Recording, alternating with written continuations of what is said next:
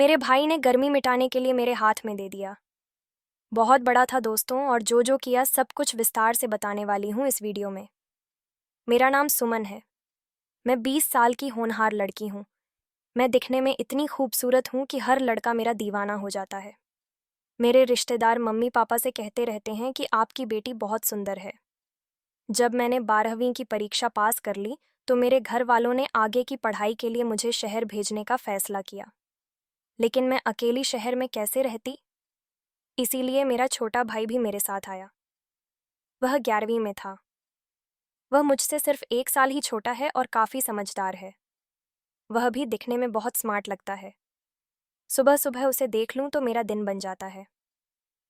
अगले दिन हमने बस पकड़ा और मैं भाई के साथ शहर रवाना हो गई। हमने शहर में रहने के लिए रूम ढूंढना शुरू किया। काफ़ी भाग दौड़ और मशक्कत के बाद मन मुताबिक एक रूम मिला। हम दोनों इतने तक चुके थे कि रूम में जाकर सो गए। अगले दिन हमने सारा सामान वगैरह सही किया, रूम को अच्छे से डेकोरेट किया और भाई मुझे कॉलेज ले गया एडमिशन के लिए। फिर 1 2 दिन में सब सेटल हो गया। हम रूम पे ही बनाते खाते थे। खाना बनाने में वह भी मेरी बहुत मदद करता। हम जब कभी पढ़ाई और रोज़ की दिनचर्या से बोर हो जाते तो पास के पार्क में घूमने चले जाते। वहाँ की ठंडी हवा और हरी भरी घास पर बैठकर बातें करना हमें बहुत सुकून देता था। कभी कभी हम दोनों बैठकर अपनी पढ़ाई, भविष्य और मम्मी पापा के बारे में बातें किया करते थे।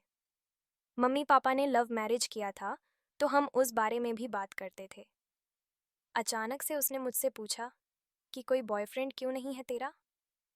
मैंने तो पहले थोड़ा सोचा, फिर मैंने भी हंसी में जवाब दिया कि तेरे जैसा देखभाल करने वाला भाई मिला है तो बॉयफ्रेंड की क्या ज़रूरत है।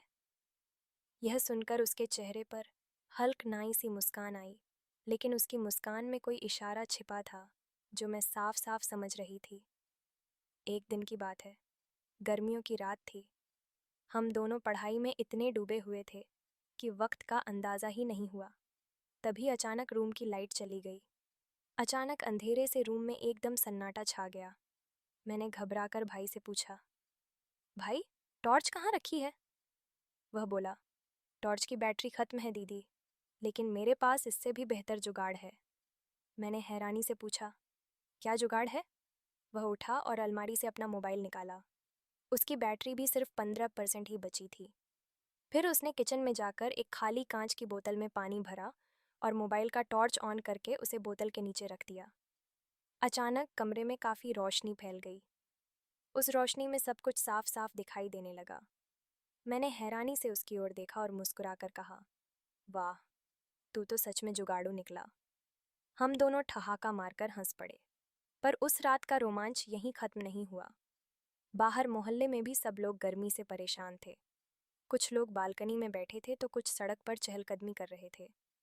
भाई ने कहा, दीदी चलो बाहर चलते हैं, हवा भी मिलेगी और मोहल्ले का हाल भी देख लिया जाएगा। हम दोनों बाहर निकल आए। आसमान में तारे चमक रहे थे और हल्की ठंडी हवा चल रही थी। कुछ बच्चे गलियों में खेल रहे थे और कुछ लोग चौपाल लगाकर आपस में बातें कर रहे थे। हम भी वहां जाकर बैठ गए।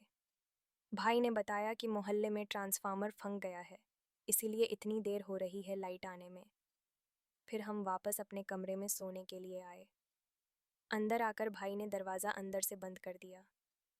अब तक भाई का मोबाइल भी पूरा डिस्चार्ज हो चुका था। कमरा पूरा अंधेरे से भर चुका था। कुछ दिख नहीं रहा था और कमरे में केवल हम दोनों ही थे। गर्मी इतनी थी कि मैंने कपड़े निकाल दिए, क्योंकि मुझे लगा लाइट तो आएगी नहीं और अंधेरा रहेगा तो किसी को कुछ दिखेगा भी नहीं। तभी अचानक से लाइट आ गई और भाई ने सब देख लिया। उसकी तो आंखें फटी की फटी रह गईं। फिर क्या था दोस्तों, मज़ा ही आ गया। इसके बाद भाई ने जो किया, मैं क्या ही बताऊं दोस्तों। सारी गर्मी उतर गई। कमेंट में पार्ट 2 लिख दीजिए। तो इसके बाद जो हुआ वह मैं अगले वीडियो में पूरे विस्तार से बताऊंगी। तो आने वाली वीडियो देखने के लिए इस वीडियो को लाइक करके इस भाभी की नाभी चैनल को सब्सक्राइब कर लीजिए। मैं फिर मिलती हूँ नेक्स्ट वीडियो में।